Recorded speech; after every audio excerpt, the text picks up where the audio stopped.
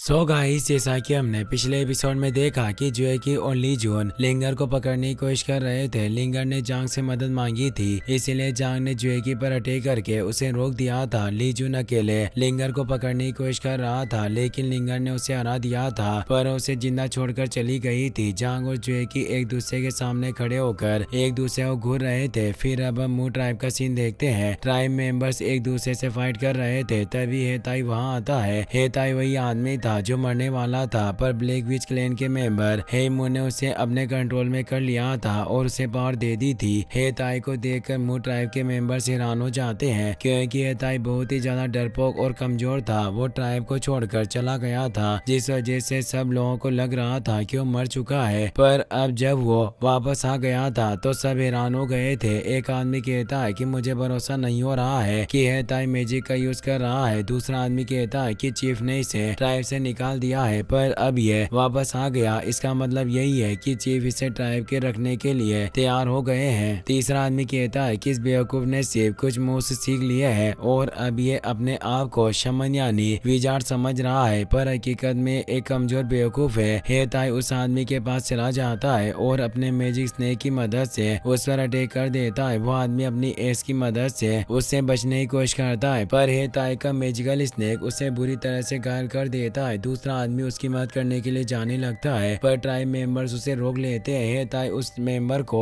कुछ नहीं करता और ट्राइब चीफ के पास चला जाता है। वो कहता है कि 3 ट्राइब्स पहले ही मान गए हैं कि वो जिन ट्राइब और हमारे मू ट्राइब की वॉर के बीच में नहीं आएंगे। अगर हमने जिन ट्राइब को हराकर वो आर्टिफैक्ट वापस ले लिया तो साउथर्न रीजन में हमारी पावर काफी बढ़ जाएगी और सब लोग हमारी इज्जत करेंगे। चीफ कहता है कि जिन ट्राइब का ग्रेट शमन बहुत ही ज्यादा टैलेंटेड विजार्ड है, क्या तुम्हें पूरा भरोसा है कि तुम उसका मुकाबला कर सकते हो? हेताई कहता है कि मेरे मास्टर ने मुझे सुप्रीम स्पेल सिखाए हैं, इनकी मदद से मैं आसानी से ग्रेट शमन को मार सकता हूँ। ये बात सुनकर चीफ बहुत ही ज्यादा खुश हो जाता है। वो कहता है कि 200 साल से हम जिन ट्राइब की वजह से परेशान थे, पर आखिरकार वो दिन आ ही गया जब हम उनसे वॉर करके उन्हें सबक सिखाएंगे। ये बात सुनकर मू ट्राइब के सब लोग वॉर करने के लिए तैयार हो जाते हैं और अपने बेयर गॉड का नाम लेते हैं। फिर हम जांग और जुएकी को देखते हैं। वो दोनों एक दूसरे के सामने खड़े थे। जुएकी जांग से पूछती है कि अभी जिस लड़की की भागने में तुमने मदद की है, क्या वो है हुआन सेक्ट की लिंगर है और क्या तुम हमेशा उसके साथ रहते हो? जांग कहता है कि तुम सही समझ रही हो, वो है हुआंग सेक्ट की मेंबर लिंगर ही है, पर मैं उसके साथ नहीं रहता और मुझे उससे कोई लेना देना भी नहीं है। ये बात सुनकर जुएकी को काफी अच्छा लगता है। वो पूछती है कि क्या कुछ वक्त के लिए तुम मेरे साथ रह सकते हो? ये बात सुनकर जांग चौंक जाता है और उसे कुछ समझ में नहीं आता कि जुएकी क्या करना चाहती है, पर फिर भी वो उसके साथ घूमने के लिए तैयार हो जाता है और दोनों विलेज में घूमने लगते हैं। जुएकी पूछती है कि क्या तुम्हें अभी भी याद है जब हम दोनों कंपटीशन में एक दूसरे से फाइट कर रहे थे और मैं हार गई थी? जांग कहता है कि तुम दोनों इस फील्ड में मुझसे ज्यादा टैलेंटेड हो और तुम्हारा कल्टिवेशन भी अच्छा है। उस वक्त तुम नहीं, मैं हार गया था। जुएकी कहती है कि मैं जानती हूँ कि उस वक्त तुमने जानबूझकर मुझे जीतने दिया था। तुम मुझे चोट नहीं पहुंचाना चाहते थे, इसीलिए तुमने हार मान ली और तुमने मुझे जीतने दिया। उस वक्त मैं मास्टर और बाकी लोगों को निराश नहीं करना चाहती थी, इसीलिए मैंने किसी को भी सच नहीं बताया कि तुमने मुझे जीतने दिया। जांग कहता है कि उस बात को 10 साल हो गए हैं और तुम्हें अभी भी वो सब चीजें पता है, पर मुझे समझ में नहीं आ रहा है कि तुम इस वक्त मुझे सब बातें क्यों बता रही हो। जुएकी कहती है कि मैं जानती हूँ कि इस वक्त हम दोनों एक दूसरे के खिलाफ हैं और एक दूसरे को रोकना चाहते हैं, पर उस फाइट के बाद से ही तुम मेरे दिमाग में बस गए हो और मुझे हर वक्त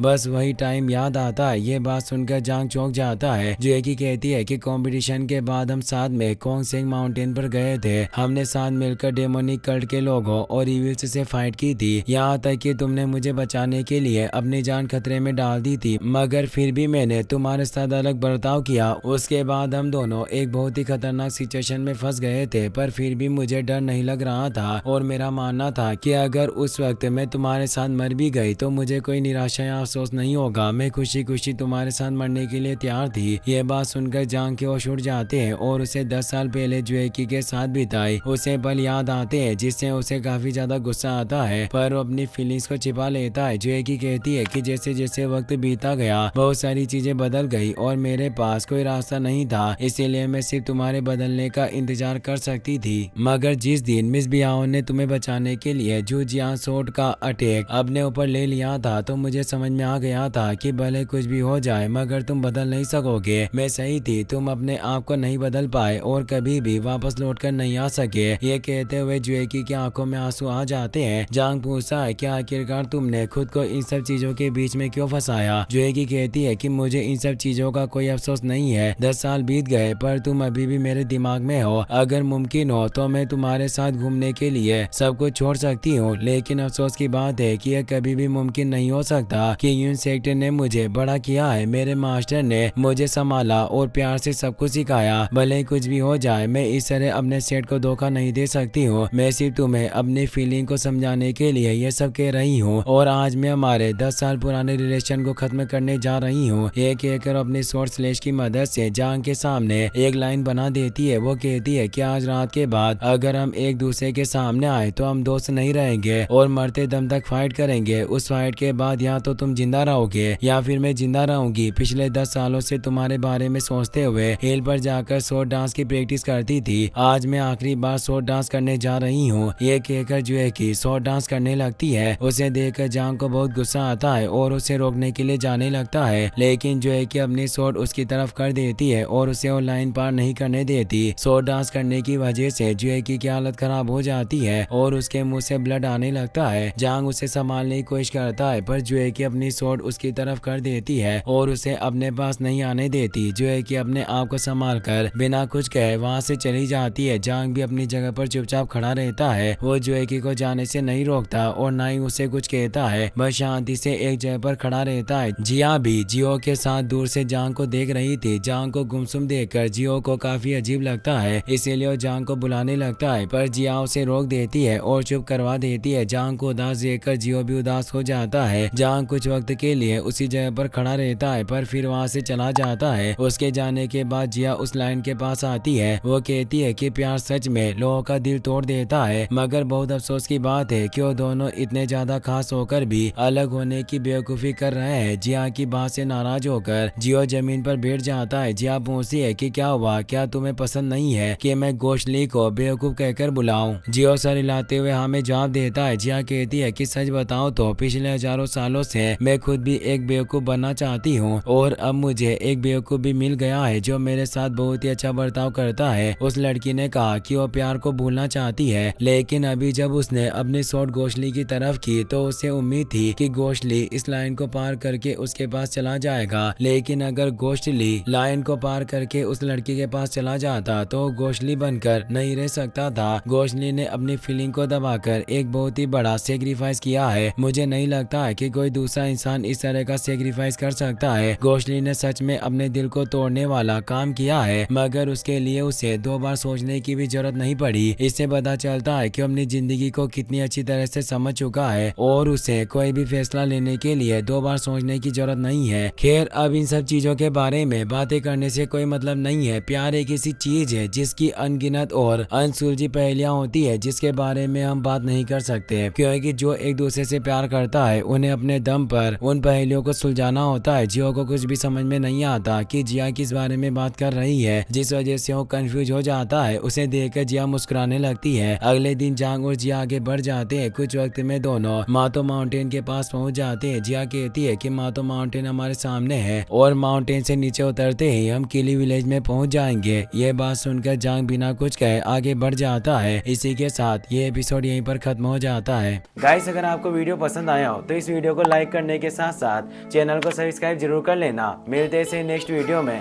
थैंक्स फॉर वॉचिंग।